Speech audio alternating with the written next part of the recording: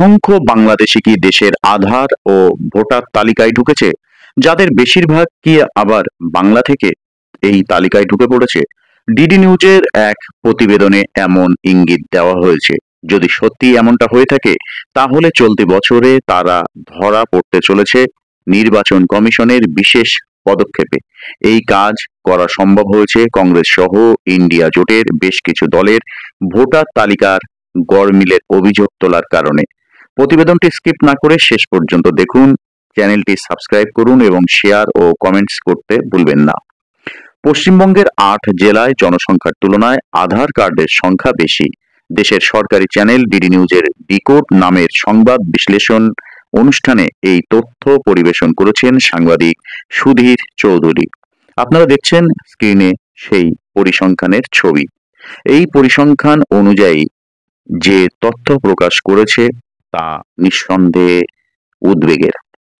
বিহার নির্বাচনের আগে নির্বাচন কমিশন রাজ্যটিতে ভোটার তালিকা যাচাই মিশন শুরু করেছে, যার নাম নিবিড় ভোটার নিরীক্ষণ। বিগত 2 দশকে বিভিন্ন সময়ে ভোট দেওয়া ভোটারদের যাচাই করতে 1987 সাল থেকে 2004 সাল পর্যন্ত সময়ে জন্ম নেওয়া ভোটারদের নিজের জন্মের শংসাপত্র এবং বাবা মায়ের যে কোনো একজনের জন্মের শংসাপত্র দেখাতে হবে। 2004-এর জন্ম নেওয়া ভোটারদের ক্ষেত্রে বাবা এবং মায়ের জন্মের নথি দেখাতে হবে। এক্ষেত্রে জন্মের শংসাপত্র বা মাধ্যমিক বা প্রাথমিক বিদ্যালয় পাশের সার্টিফিকেট দেখালে হবে।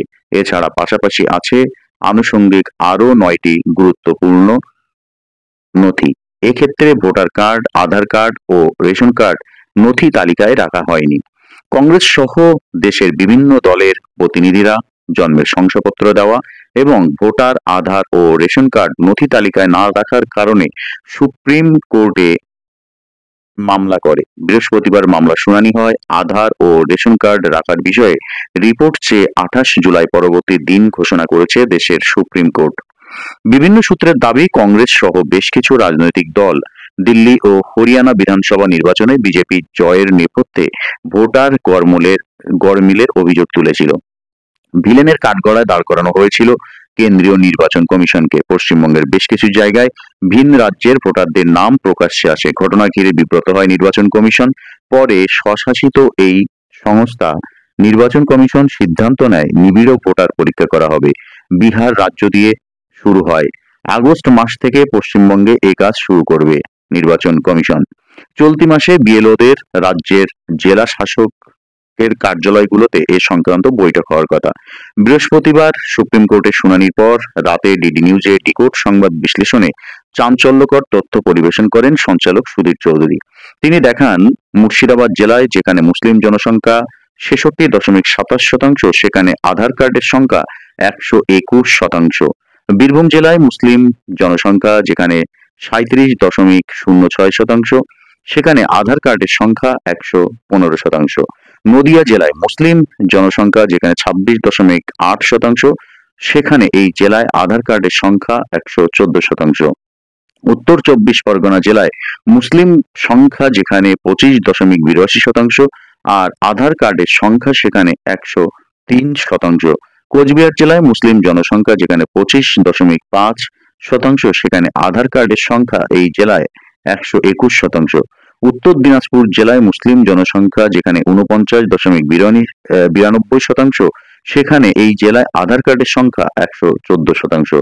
আর মালদা জেলায় মুসলিম জনসংখ্যা যেখানে 51.27%, সেখানে আধার কার্ডের সংখ্যা 119%। দক্ষিণ 24 পরগনা জেলায় মুসলিম সংখ্যা যেখানে 35.57%, সেখানে আধার কার্ডের সংখ্যা 123%। অতএব বুঝতেই পারছেন, জনসংখ্যার তুলনায় বা মুসলিম জনসংখ্যার তুলনায় আধার কার্ডের সংখ্যা কত বেশি। এই আধার কার্ডের যারা মালিক তাহলে তারা কারা, তাদের নাম কি ভোটার তালিকায় আছে? আর সেই কাজ সংশোধন করা হবে, সেই মিশন শুরু হবে, যাচাই করা হবে ভোটার তালিকা।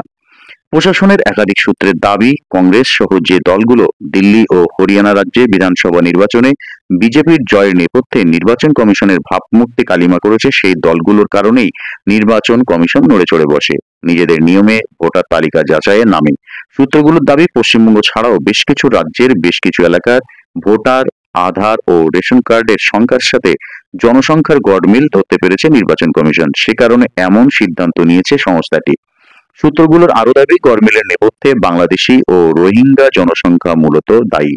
সূত্রগুলো এটাও মানছেন, ভোটার যাচাইয়ের এই প্রক্রিয়ায় প্রান্তিক এলাকার বহু বাসিন্দারা নথি জটিলতায় পড়তে পারেন। অবশ্য তাদের সমস্যা সমাধানের বিকল্প তৈরি করেই কাজ শুরু করেছে নির্বাচন কমিশন। ভারতীয় নাগরিকরা যাতে ভোটাধিকার না হারায় সেদিকে নজর রাখছে নির্বাচন কমিশন। আর বিজেপি নেতৃত্বের দাবি, নাগরিকত্ব সংশোধন আইন তো আছেই, ফলে উদ্বাস্তু হিন্দুদের ভয়ের কোনো কারণ নেই। আর মমতা বন্দ্যোপাধ্যায় বলছেন, ঘুর পথে এনআরসি করার এক প্রক্রিয়া শুরু হয়েছে।